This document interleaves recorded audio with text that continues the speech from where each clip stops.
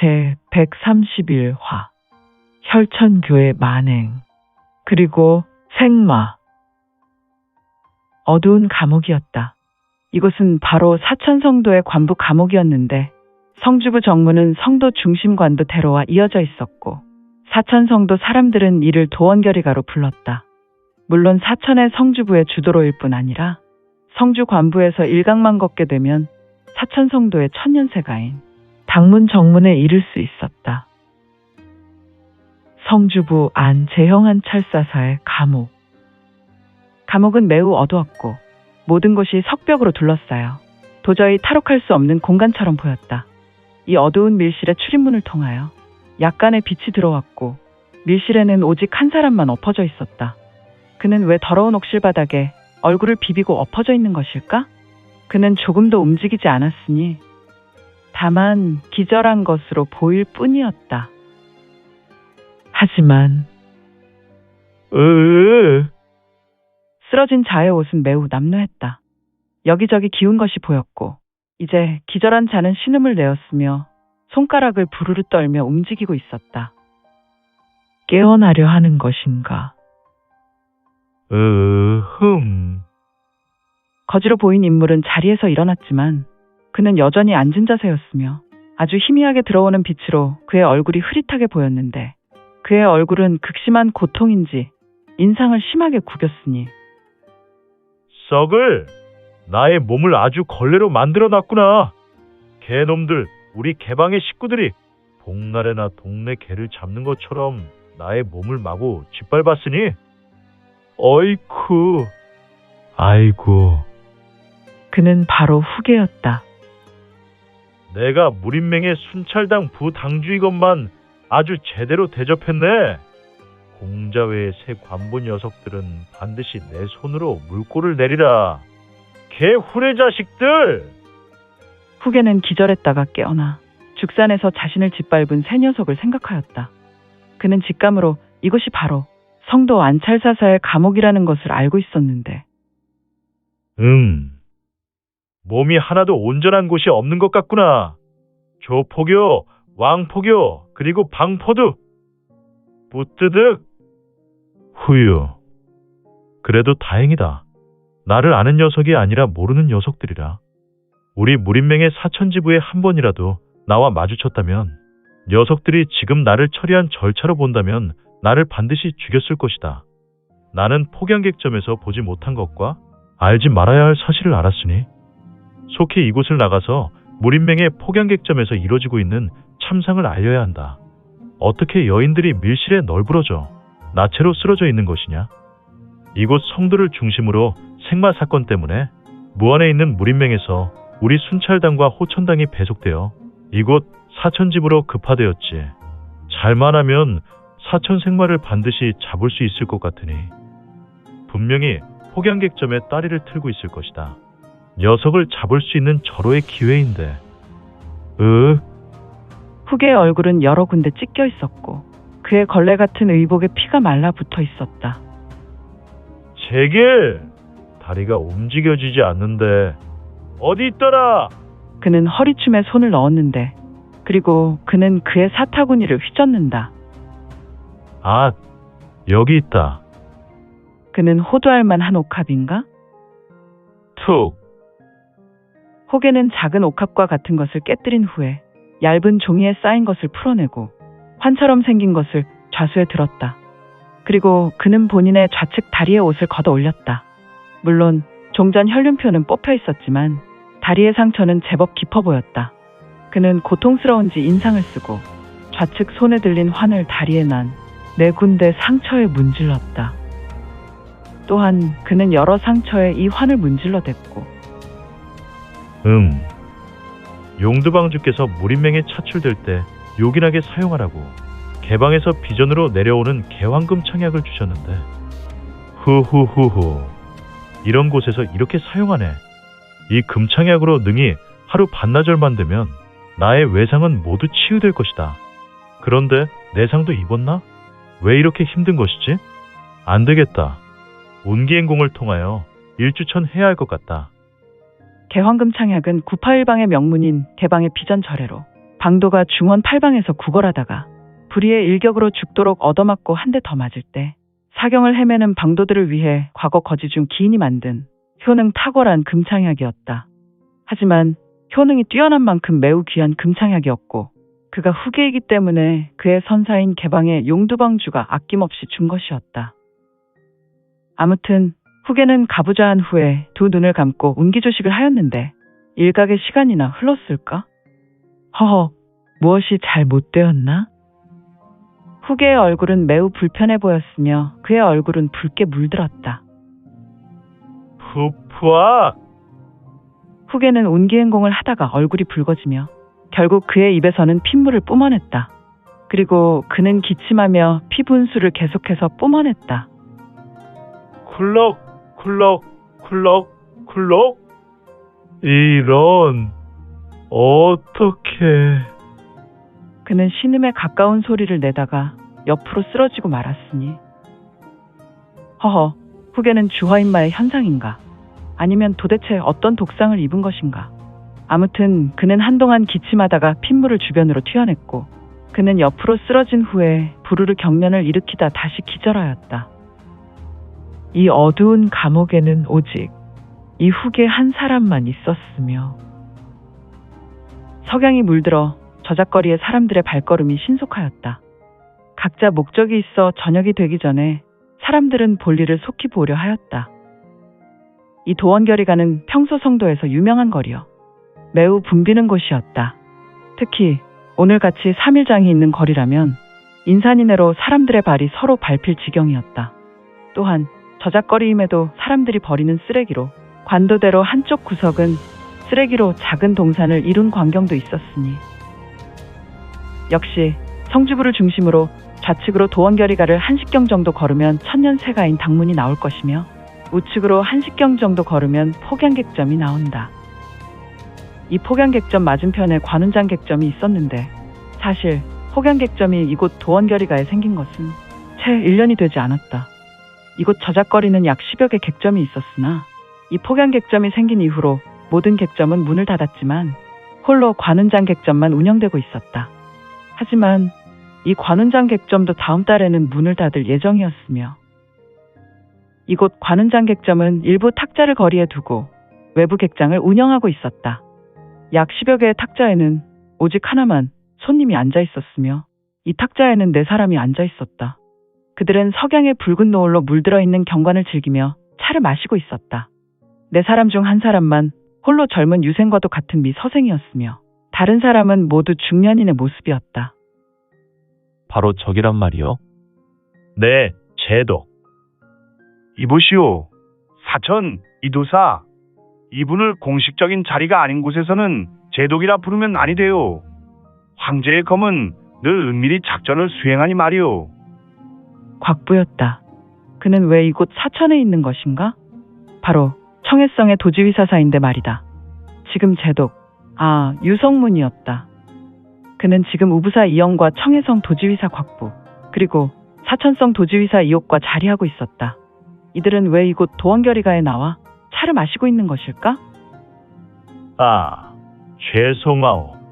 곽도사. 이분을 이러한 자리에서는 공자님이나 칭하시오. 사천성 도지휘사 이옥은 조금 멍청한 표정으로 유성문을 보았다. 그렇게 하시오. 도사. 알겠습니다. 공자님. 이옥은 자신의 우수를 들어서 본인의 머리를 긁는다. 그래, 이 도사. 저기 있는 폭양객점에서 여인들이 사라지거나 저곳을 이용한 여인들이 조금 이상한 증상이 있더란 말이요. 그렇습니다. 공자님. 저희가 그동안 생마를 잡기 위해 조사하던 차에 처음 6개월 전에는 귀주와 사천의 변방에서 강간 사건이 비일비재하였으나 지금은 이곳 폭양객점에서 여인들이 강간당했다고 신고가 들어오고 있습니다. 하지만 이것은 오직 여인들의 주장일 뿐 어떠한 증거나 다른 생마에 관한 단서가 나오지 않은 상태입니다. 왜 여인들은 강간당했다고 주장을 하는 것이오? 그냥 스스로 주장하고 추측하는 것 외에는 없습니다.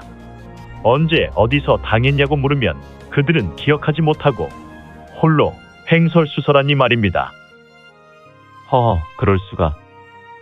하지만 하나같이 여인들의 주장이 동일하게 이곳 폭양객점을 지목하고 있습니다. 폭양객점. 떼약볕이 쏟아지는 객점이란 말이지. 네, 공자님. 이곳 폭양객점은 365일 불야성을 이루고 또한 이곳은 환락과 쾌락으로 젊은이들이 스스로 연일 불사르고 있는 곳이지요. 이 폭양객점에서 제공하는 향락이 한번 빠지면 헤어나올 수 없습니다. 아니, 이옥 도사. 어떻게 도지의사식이나 된 인물이 이곳 폭양객점을 그대로 둔단 말이오? 곽도사는 함부로 말하지 마시오. 나도 이곳을 조사하려 하였으나 이곳 사천에는 산부여인이 매주 한 번씩 중대한 회의를 한다오. 승선포정사와 재영한 철사께서 이곳 폭양객점을 격하게 두둔한단 말이오. 나는 사천의 병권을 통제하지만 행정과 치안은 그들의 권한이라 내가 할 수 있는 것은 아무것도 없다오. 이봐, 곽부. 그것은 이도사가 하는 말이 옳다고. 응천부의 황제께서는 삼권을 분립하여 성정 운영을 원칙으로 한다. 절대 권력은 절대 부패하고 결국 응천부에 대항하기 쉬운 불순한 무리를 양산한다고. 이 도사가 결국 저기 있는 폭양객점을 신경 쓸 수 없었던 것은 바로 안찰사의 권한이란 것이지. 그렇다면 공자님, 저기 있는 폭양객점은 결국 포정사와 안찰사가 뒤를 봐준다는 것 아닙니까? 아마도 그렇게 생각하는 것이 좋겠지. 이영. 유성문이 우롱차를 들어서 한 모금 마셨다. 이에 세 사람도 유성문을 보다가 자신 앞에 놓인 찻잔을 들어서 약속이라도 하듯 마신다. 꿀꺽, 꿀꺽. 이봐, 곽부. 자네는 나와 한참 금능을 돌아다니며 공무를 볼 때도 그러더니 자네는 아직도 차를 냉수 들이키듯 마시나? 차는 조금 천천히 마시고 맛을 음미하며 차의 그윽한 맛을 가늠하는 것이 좋네. 쓱. 곽부는 성문이 미소를 짓고 자신을 향해 말하는 것을 보며 인상을 찌그린다. 그리고 소매로 입을 닦으며 말한다. 에고, 공자님, 저도 한 가장을 읽은 가장입니다. 이제는 그런 잔소리를 하지 않았으면 합니다. 에이, 무슨 우롱차가 이런 냉랭한 맛이라니. 이럴 때는 공자님께서 주시는 갑의 한 잔을 마시는 것이 세상에 어떤 차보다 좋을 것인데 말입니다. 쩝! 가베가 그립다. 후후후후. 가베를 먹고 싶단 말인가? 왜 아닙니까? 정말 마시고 싶습니다. 특히 저기 있는 쾌락의 장소를 보니 더욱 가베의 깊은 쓴맛이 그립습니다. 그렇다면 자네는 잠시 후에 저기 있는 작은 출입문에서 나오는 녀석을 따라가서 녀석을 잡아오도록 하게. 네? 녀석을 잡게 되면 성주부 친군도의부 사천집으로 오지 말고 우리의 안가로 오게. 아니, 공자님의 처소가 있는 곳으로 말입니까? 그리고 어떤 녀석을 잡아오라는 것입니까? 잠시 후면 저곳에서 나올 것이네. 성문은 밀문에 밀문 천하결을 운용하고 있었다. 그의 상단전은 활짝 열린 상태에서 주변 반경 300여 장, 개미 한 마리가 지나가는 것조차 세밀히 기감하고 있었다. 역시 성문의 말처럼 폭양객점 정문이 아닌 구석 작은 문에서 한 청년이 걸어 나오고 있었다. 허허, 이 젊은 청년은 바로 지난 죽산에서 후계를 잡아들인 폭양객점의 수석 교두였던 석교두의 측근 부하인 추광현이란 인물이었다. 이 추광현이란 인물은 조포교와 왕포교를 두고 석교두와 대화를 나눈 인물이지 않은가. 곽부는 저 녀석을 따라가다가 반각 후에 이곳 저작거리를 벗어나게 되면 주변 사람이 모르게 녀석을 잡아오게. 공자님, 녀석을 반 죽여놓고 잡아도 되겠습니까? 허락하네. 하지만 죽이면 안 되네. 녀석에게 물어볼 것이 한둘이 아니야. 네, 알겠습니다. 성문과 곽부는 순간 전음으로 대화했고, 곽부는 비대한 몸이었지만 매우 유연하게 이곳 관운장객점을 의자를 밀어내고 일어나 사라진다. 그의 사라짐은 매우 호련하여 주변 사람들이 느끼지도 못하였으니. 역시 곽부는 제문에서 내려오는 축지성천의 묘리를 잘 이해하고 있군. 제문 제왕공을 구성 성취했으니 조만간 대성할 날도 그리 멀지 않았군.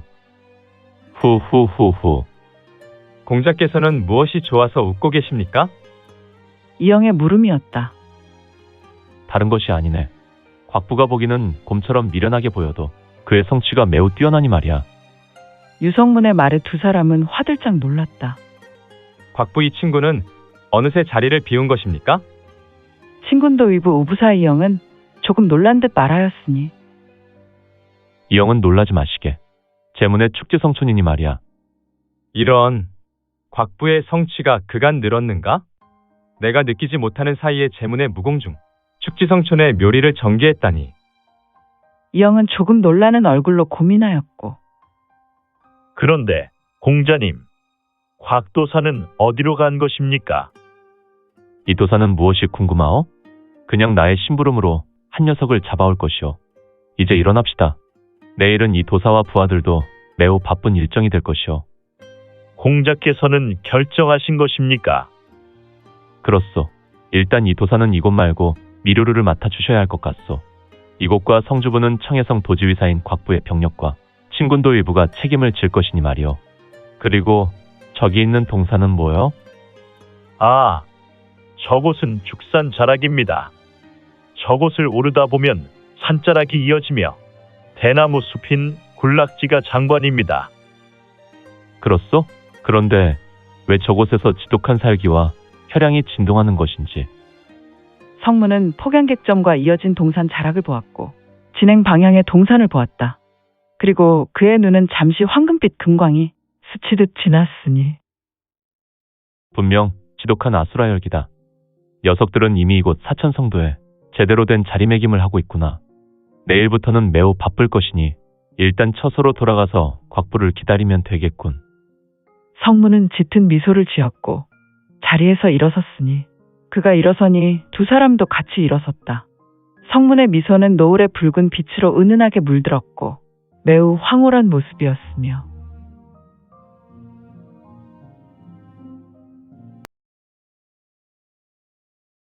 오늘 준비한 내용은 여기까지입니다. 그동안 민지원에 매거진 응원해주시고 구독해주신 분들께 너무 감사드립니다. 2023년 시작과 동시에 구독 1000명이 넘게 되어 기쁘고 이 점도 매우 감사드립니다. 현재 암청기로 2부가 연재되오니 참고해주시고 앞으로도 민지원의 매거진 구독으로 더욱 응원 부탁드립니다. 그러면 오늘도 세상에서 최고로 멋진 하루 되세요.